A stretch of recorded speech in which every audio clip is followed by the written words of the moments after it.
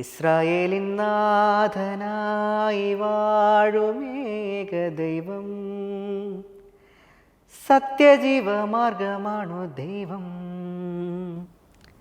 നമ്മുടെ എല്ലാവരുടെയും കുട്ടിക്കാലത്തെ ഒരുപാട് സ്വാധീനിച്ചിട്ടുള്ളൊരു പാട്ടാണിത്. ആ കാലത്ത് ഒരു ക്രിസ്ത്യൻ ഭക്തിഗാനം പാടാൻ പറഞ്ഞാൽ നമ്മുടെ മനസ്സിലേക്ക് ആദ്യം വരിക ഈ പാട്ട് തന്നെയായിരിക്കും എന്നത് സംശയമില്ലാത്തൊരു കാര്യം തന്നെയാണ്. പാട്ട് പോലെ തന്നെ ഏവർക്കും പ്രിയങ്കരമാണ് ഈ പാട്ട് പാടിയിരുന്ന ആളുടെ ശബ്ദവും.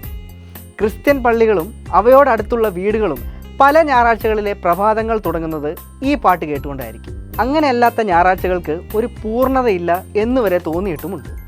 അതുപോലെ തന്നെ ആകാശം മാറും ഭൂതലവും മാറും, സത്യനായക മുക്തിദായക, ഇമ്മാനുവേൽ തുടങ്ങിയ പാട്ടുകളും ഈ പട്ടികയിൽപ്പെടുത്താവുന്നതാണ്. ഈ ഗാനങ്ങളെല്ലാം തന്നെ അത്രമേൽ പ്രിയങ്കരമാക്കി മാറ്റാൻ കാരണമായത് KG മാർക്കോസ് എന്ന അതുല്യ പ്രതിഭയുടെ ശബ്ദമാധുര്യമാണ്. 1979-80 കാലഘട്ടത്തിൽ പിന്നണി ഗായക രംഗത്തേക്ക് പ്രവേശിച്ച KG മാർക്കോസ് 10,000-ൽ പരം ക്രിസ്ത്യൻ ഭക്തിഗാനങ്ങളും 5,000-ൽ പരം മാപ്പിള പാട്ടുകളും 500-ൽ പരം സിനിമാ പിന്നണി ഗാനങ്ങളും തമിഴ്, തെലുങ്ക്, മലയാളം എന്നീ ഭാഷകളിൽ ആലപിച്ചിട്ടുണ്ട്.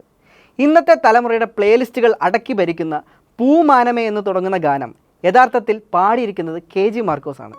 നിറക്കൂട്ട് എന്ന ചിത്രത്തിൽ മമ്മൂട്ടിക്ക് വേണ്ടിയായിരുന്നു ഈ ഗാനം ആലപിച്ചിരുന്നത്. അന്നത്തെ കാലത്ത് അങ്ങേയറ്റം ജനപ്രീതി ഏറ്റുവാങ്ങിയ ഈ ഗാനം കാലങ്ങൾക്കിപ്പുറം എബ്രഹാം ഓസ്ലർ എന്ന ചിത്രത്തിൽ പുനരാവിഷ്കരിക്കപ്പെട്ടപ്പോഴും മമ്മൂട്ടിക്ക് വേണ്ടി തന്നെയാണ് ഉപയോഗിച്ചിരിക്കുന്നത് എന്നതൊരു പ്രത്യേകതയാണ്.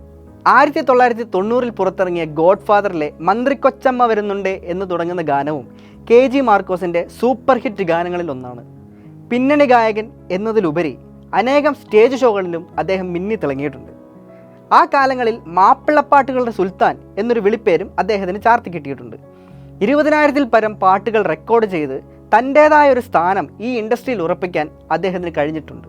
മലയാള പിന്നണി ഗായക രംഗത്തെ സംഭാവനകൾ കൊണ്ട് അദ്ദേഹം വാരിക്കൂട്ടിയ പുരസ്കാരങ്ങളും അനവധിയാണ്. അന്നുണ്ടായിരുന്ന ജനപ്രിയ പിന്നണി ഗായകരുടെ ഇടയിൽ തൻ്റേതായൊരു ശൈലി കൊണ്ട് വ്യത്യസ്തനായിരുന്ന KG മാർക്കോസിനെ പക്ഷേ സിനിമ പിന്തുണച്ചില്ല. സംഗീത രംഗത്ത് ഇത്രയധികം സംഭാവനകൾ നൽകിയ അദ്ദേഹത്തിന് മറ്റു പാട്ടുകളെ അപേക്ഷിച്ച് വളരെ ചുരുക്കം ഗാനങ്ങൾ മാത്രമേ സിനിമയിൽ പാടാൻ അവസരം ലഭിച്ചിരുന്നുള്ളൂ.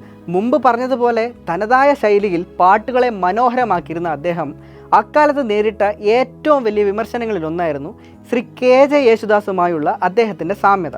വസ്ത്രരീതികൾ മുതൽ മൈക്ക് പിടിക്കുന്ന ആ രീതി വരെ മാർക്കോസ് KJ യേശുദാസിനെ അനുകരിക്കുന്നു എന്നതാണ് അക്കാലത്ത് കേട്ടുവന്നിരുന്ന ഒരു സ്ഥിരം പല്ലവി. എന്നാൽ ഇതിനെ അദ്ദേഹം കർശനമായി എതിർക്കുകയും താൻ ഒരാളെയും അനുകരിക്കാൻ ശ്രമിച്ചിട്ടില്ല എന്ന് പറയുകയും ചെയ്തിരുന്നു.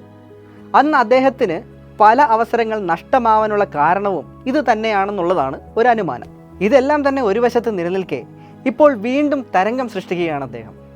പ്രേമലു എന്ന പുതിയ ചിത്രത്തിലെ തെലുങ്കാന ബൊമ്മലു എന്ന പാട്ട് ഇതിനോടകം തന്നെ പ്രേക്ഷകർ ഒന്നടങ്കം സ്വീകരിച്ചു കഴിഞ്ഞു. 90 കാലഘട്ടങ്ങളിൽ അങ്ങേയറ്റം ആരാധനയോടെ ആളുകൾ ഓർത്തിരുന്ന KG മാർക്കോസ് എന്ന ആ പേര് വീണ്ടും പ്രേക്ഷകർക്കിടയിൽ ചർച്ചയാവുന്നു. ഇനിയും വരാനിരിക്കുന്ന അദ്ദേഹത്തിൻ്റെ ഒരുപാട് ഗാനങ്ങൾക്ക് 1000 ആശംസകൾ നേരുന്നു. അതിനോടൊപ്പം തന്നെ നിങ്ങൾക്കിഷ്ടപ്പെട്ട KG മാർക്കോസ് ഗാനങ്ങൾ ഏതാണെന്ന് ഒന്ന് കമൻറ്റ് ബോക്സിൽ പറയണം.